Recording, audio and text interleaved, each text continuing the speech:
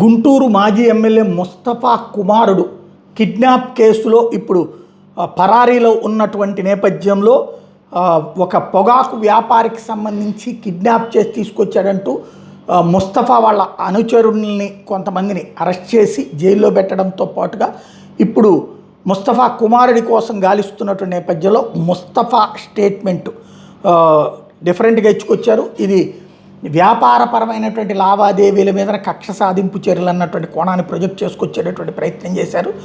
అదే సందర్భంలో తనని వేధిస్తున్నారు అన్నటువంటి కోణాన్ని ప్రొజెక్ట్ చేసుకుని వచ్చేటటువంటి ప్రయత్నం చేశారు ముస్తఫా. అయితే దాంట్లో ప్రధానమైనటువంటి అంశం అయితే తన కొడుకు వ్యాపారమే చేశాడు తప్ప మరేం లేదని చెప్తున్నారు.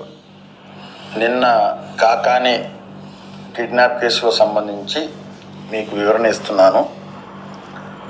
సూరిబాబు పొగాకు తోలుతానని చెప్పేసి డబ్బులు తీసుకెళ్ళిన తర్వాత ఆ పొగాకు వేరే వాళ్ళకి అమ్ముతుంటే అప్పుడు కంపెనీ స్టాఫ్ వెళ్ళి ఆ కుర్రాడిని తీసుకొచ్చి కాకాని పోలీస్ స్టేషన్లో తీసుకొచ్చేసి అక్కడ అప్పచెప్పి మాకు న్యాయం చేయండి అని చెప్తే వాళ్ళు తిరిగి మా మీదే కేసు వేయటం జరిగింది. సూరిబాబుకి మాకి ఎలాంటి చుట్టరికం కానీ లేకపోతే లావాదేవీలు కానీ లేవు. అలాంటప్పుడు మేము ఎందుకు ఆ అబ్బాయిని తీసుకొచ్చి మనం ఇబ్బంది పెడతాం. అదేవిధంగా ఈ మధ్యలో సీఏ గారు నాకు ఫోన్ చేస్తే నేను సీఏ గారు అదే మాట చెప్పాను, ఏమండి కాకాని స్టేషన్ తీసుకొస్తున్నామండి అక్కడ అప్పు చెప్తామని చెప్పడం జరిగింది. కోర్టు న్యాయం చేస్తుందని చెప్పేసి పూర్తి నమ్మకం నాకుంది. నేను 10 సంవత్సరాలు ఎమ్మెల్యేగా ఉన్నా కూడా ఎక్కడ ఎలాంటి గొడవలు లేదు. గతంలో సర్పంచ్గా ఉన్నా అక్కడ కూడా గొడవలు లేవు. కానీ ఇది మరి ఏ విధంగా ఎందుకు చేస్తున్నారనేది నాకైతే అర్థం కాని పరిస్థితి. మరి ఇది న్యాయస్థానం న్యాయం చేస్తుందనేది నమ్మకం. ఇప్పటి వరకు ఎలాంటి ఈ 10 సంవత్సరాలు ఎమ్మెల్యేగా ఉన్నా కూడా ఎలాంటి ఎక్కడ తప్పు చేయలేదు.